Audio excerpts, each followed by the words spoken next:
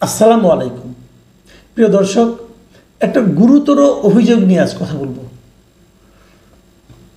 একজন সাবেক সচিব এবং তিনি অফিসার্স ক্লাবের একজন গুরুত্বপূর্ণ ব্যক্তি, মানে বর্তমানে যে অফিসার্স ক্লাব আছে তার সাধারণ সম্পাদক এবং একই সঙ্গে বৈষম্য বিরোধী কর্মচারী ঐক্য ফোরামের সভাপতি এবং তাছাড়াও বিএনপি চেয়ারপারসন খালেদা জিয়ার একান্ত সচিব। ওনার নাম হচ্ছে ABM আব্দুস সাত্তার। উনি এই গুরুতর অভিযোগটা উত্থাপন করেছেন। উনি বলেছেন যে এই বর্তমান অন্তর্বর্তীকালীন সরকারের 8 জন উপদেষ্টার সীমাহীন দুর্নীতির প্রমাণ ওনার নিজের কাছে রয়েছে। 8 জন উপদেষ্টা দুর্নীতি করছেন এবং সেটা সীমাহীন দুর্নীতি, এবং তার তথ্য প্রমাণ এই সাত্তার সাহেবের কাছে আছে। এই ধরনের একটা অভিযোগ করার পর এখন করণীয় কি? দেখুন, এই অভিযোগের কথাটা মিডিয়াতে চলে এসেছে। উনি এটা কালকে বিয়ামের একটা সমাবেশে ছিলেন, সেখানে মানে যত প্রশাসনের যত কর্মকর্তা কর্মচারী আছেন প্রায় সবাই সেখানে উপস্থিত ছিলেন, এবং এই অ্যাডমিনিস্ট্রেটিভ সার্ভিস অ্যাসোসিয়েশন তারাই ছিল এটা আয়োজক, এবং সেখানে শীর্ষস্থান থেকে নিম্নস্তর মানে প্রচুর প্রশাসনে যারা আছেন সবাই আছে। এবং তিনি কি বলছেন শুনে ওনার কথাটা আমি আপনাদেরকে পড়ে শোনাই পত্রিকা থেকে নিয়ে।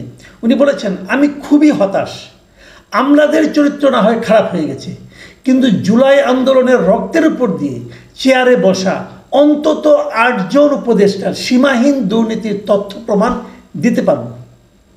গোয়েন্দা সংস্থার কাছে 8 উপদেষ্টার দুর্নীতির প্রমাণ রয়েছে, কিন্তু কারো বিরুদ্ধে কোনো ব্যবস্থা নেওয়া হচ্ছে না। তিনি যখন এই কথাটা বলেছেন তখন উপস্থিত কর্মকর্তা যারা এখানে ছিলেন সবাই ঠিক ঠিক বলে হাততালি দিয়েছে। কেন হাততালি দিল?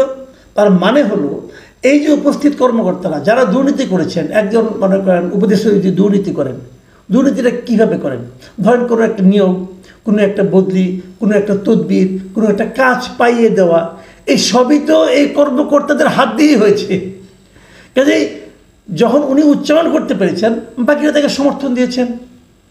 আমি মনে করি, আমার নিজস্ব বিবেচনায় মনে করি ওনার অভিযোগ সত্য, কারণ ওনারা জানেন কাজগুলি কে করেছেন। ওনার ব্যক্তিগত চরিত্র যাই হোক না কেন, সাত্তার সাহেব যে খুব দুধে ধোয়া তুলসী পাতা তা কিন্তু আমি পার্সোনালি মনে করি না। কারণ এই অফিসার্স ক্লাবের সাধারণ সম্পাদক, উনি কীভাবে সাধারণ সম্পাদক হয়েছেন সেটা নিয়েও কিন্তু নানা ধরনের বিতর্ক আছে। যাক, সে আলোচনায় আমি না হয় আরেকদিন যাব। সে যেই হোক না কেন, যদি ওনার কাছে তথ্য প্রমাণ থাকে এবং উপস্থিত সকল কর্মকর্তারা যদি ঠিক ঠিক বলে হাততালি দেয়, আমি ধরে নেব অভিযোগটা ঠিক এবং ওনার কাছে তথ্য প্রমাণ আছে। এবং তথ্য প্রমাণ যদি থাকে, কার বিরুদ্ধে আছে? উপদেষ্টাদের বিরুদ্ধে। উপদেষ্টা কারা? তারা মন্ত্রীর দায়িত্ব পালন করছেন, মন্ত্রণালয়ের দায়িত্ব পালন করছেন। তাদের হাতে আমরা দেশকে দিয়ে রেখেছি। আমরা যাদের হাতে দেশের দায়িত্ব দিয়েছি সেই লোকগুলো করাপ্ট। এটা ভাবতেও তো আমার গা শিউরে ওঠে। এটা কিভাবে সম্ভব? কিভাবে সম্ভব? তারা দেখেন কত বড় একটা আন্দোলনের মাধ্যমে তারা কিন্তু দায়িত্বে গিয়েছেন। আমি বারবার বলে এসেছি, শুরুর থেকে বলছি যে যাদের নিয়ে উপদেষ্টা পরিষদ গঠন করা হয়েছে এই লোকগুলোকে আমি ম্যাক্সিমাম লোকগুলিকে, 2-1 জন বাদ দিয়ে আমি ম্যাক্সিমাম লোককে যোগ্য মনে করি না। এটা আমি শুরুর থেকে বলতাম। আবার পাশাপাশি আস্তে আস্তে এটাও বলতাম সম্ভবত লোকগুলি সৎ। এখন দেখা গেল আমিও জানি না, আমিও ভুল জানি। আমি অবশ্য শেষ দিকে 2-1 জন উপদেষ্টার অসততার কথাও বলতাম শেষ দিকে, কিন্তু উনি তো 2-1 জনের কথা বলেন নাই, গুনে গুনে 8 জনের কথা বলেছেন। তাহলে এই 8 জনকে থাকবে? এই 8 জনকে কন্টিনিউ করবে? যদি কন্টিনিউ করে, এর মধ্যে যারা দুর্নীতি তারা করেছে আরও দুর্নীতি করার সুযোগ তাদেরকে আমরা দেবো? কোন 8 জন? উনি নাম বলেন নাই। তাহলে আমি তো সবাইকে এখন আমরা সবাইকে সন্দেহের চোখে তাকাবো। হয় ওনাকে নাম বলতে হবে। আমি মনে করি সরকারের উচিত হবে, দুদকের উচিত হবে যে সাত্তার সাহেবকে জিজ্ঞাসা করা হবে কোন 8 জন, এবং সেই তথ্য প্রমাণগুলো আমাদেরকে দিন এবং আমরা সেইগুলোর আলোকে তাদের বিরুদ্ধে অ্যাকশনে যাই। ডক্টর ইউনূস সাহেবের উচিত হবে সাত্তার সাহেবকে ডেকে জিজ্ঞাসা করা, ভাই তথ্য প্রমাণগুলো আমাদেরকে দিন, আমি সেই আলোকে এগুলোর বিরুদ্ধে অ্যাকশনে যাই। যদি না দেন, যদি না চান, যদি দুদক না চায়, ডক্টর ইউনূস জানতে না চায়, তাহলে কিন্তু এই দুর্নীতির দায় কিন্তু দুদককেও নিতে হবে, ডক্টর ইউনূসকেও নিতে হবে। কি দায়? প্রশ্রয় দেওয়ার দায়। তার মানে কি ডক্টর ইউনূস এদেরকে প্রশ্রয় দিচ্ছেন? আমি জানি না এই 8 জনের মধ্যে ডক্টর ইউনূসের নামও আছে কিনা, আমি বলতে পারবো না। আমি এখন সন্দেহ সবাই কি করবো। যতক্ষণ পর্যন্ত এই 8 জনের বিরুদ্ধে অ্যাকশন নেওয়া না হবে, যতক্ষণ পর্যন্ত এই 8 জনের নাম প্রকাশ করা না হবে, ততক্ষণ পর্যন্ত আমি সকল উপদেষ্টাকে মনে করব যে সেই 8 জনের মধ্যে আছে। এবং আমি জনগণকে মনে করি, জনগণও তাই মনে করবে। এখন বিষয়টা কিন্তু একদম ওনাদের কোর্টে যেয়ে চলে গেল। কি করবেন ওনারা? ওনাদেরকে ভালো মনে করে, ওনারা কিন্তু জনগণের ম্যান্ডেট নিয়ে আসেন নাই, ওনাদেরকে ভালো মনে করে দায়িত্ব দেওয়া হয়েছিল। এবং সেই ভালো মনে করা দেওয়া দায়িত্বের তারা যে এমনভাবে অপব্যবহার করবেন, এটা আমরা কেন ভাবব? যখন আমরা প্রমাণ পেলাম, তথ্য প্রমাণ আছে বলে একজন দাবি করলেন, তখন কিন্তু আমরা আতঙ্কিত বোধ করছি এবং আমরা এটা একটা কড়া সুবিচার চাই। এই সুবিচার কি ডক্টর ইউনূসের সরকার অথবা দেশের স্বাধীন প্রতিষ্ঠান দুদক করবেন? দুদকের কি সে মেরুদণ্ড আছে?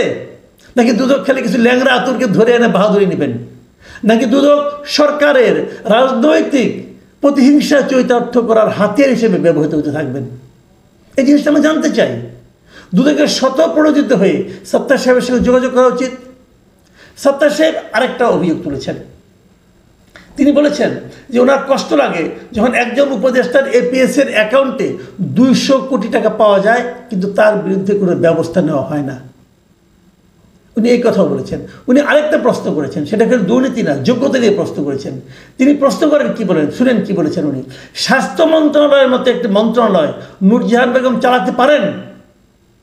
স্থানীয় সরকার মন্ত্রণালয় এবং যুব ও ক্রীড়া মন্ত্রণালয়ের মতো দুটি গুরুত্বপূর্ণ মন্ত্রণালয় একজন অনভিজ্ঞ উপদেষ্টা দিয়ে চালানো ঠিক হচ্ছে? দেখুন, এই দুইটা প্রশ্ন কিন্তু আমি শুরু থেকেই করে আসছি। আমি ছোট মানুষ, আমার কথা গুরুত্ব কেউ দেয়নি, কিন্তু আমি কিন্তু শুরু থেকেই এই প্রশ্নগুলো করছি। যে কোনো প্রশ্ন আমি করছি তার মধ্যে এই দুইটা প্রশ্ন আছে, যে কে নূরজাহান বেগম, স্বাস্থ্য খাতকে উপলব্ধি করার জন্য ওনার মধ্যে কী অভিজ্ঞতা আছে, কী যোগ্যতা আছে। তারও চেয়ে বড় কথা, গত 1 বছরে উনি কী দেখাতে পেরেছেন? জিরো। আসিফ মাহমুদ সজীব ভুঁইয়া উনি কী করছেন, কী দেখাচ্ছেন? উনি কোন বিবেচনায় একজন মেয়র নির্বাচিত করলেন যে ঢাকা উত্তরের জন্য, যার বিরুদ্ধে হিজবুত তাহরিরের সঙ্গে তার সংশ্লিষ্টতার অভিযোগ আছে, তথ্য প্রমাণ পাওয়া গেছে, তাকে উনি নিয়োগ করলেন কোন বিবেচনায়? ওনার কী যোগ্যতার বিবেচনায় উনি এটা করলেন? ওনার কেন মনে হলো? ওনার ইচ্ছা হলো আর হয়ে গেল? এটা কোনো রাজত্ব নাকি? উনি চাইলেই সব করতে পারেন? উনি চাইলে আর হয়ে গেল? তা এটা হয় না। একে নিয়ম নীতি লাগে। যাকে নিয়োগ করেছেন ওনার কি কোনো ধরনের এই ধরনের প্রশাসনিক অভিজ্ঞতা আছে? নেই। আমরা শুনেছি উনি অন্য একজন উপদেষ্টার কাজিন হন এবং এটাই তার যোগ্যতা। ভাই, এই দেশটা কি আমি আর মামুদের নাকি? কি ভাই, কি শুরু হয়েছে দেশে? এরা দণ্ডমুণ্ডের কর্তা হয়ে গেছে। আবার উনি কী করলেন? দক্ষিণে মেয়র যিনি নির্বাচিত হয়েছিলেন বলে আদালত রায় দিয়েছে, তাকে শপথ দিতে দিলেন না। তো এই হলো তার গোয়ার্তমি। তাকে এই সত্তার সাহেব অযোগ্য হিসাবে কিন্তু বলেছেন, ইঙ্গিত করেছেন। আমি জানি না এই সমস্ত বিষয় ডক্টর ইউনূসকে স্পর্শ করে কিনা, বাট করা উচিত, করা উচিত। কেবল যদি এগুলো স্পর্শ করে, যদি উনি অ্যাকশনে যেতে পারেন, তাহলেই প্রমাণিত হবে যে ওনারও যোগ্যতা আছে। নতুবা উনি মেরুদণ্ডহীন, অযোগ্য, অথর্ব একজন প্রধান উপদেষ্টা হিসাবে ইতিহাসের কাছে বিবেচিত হবেন।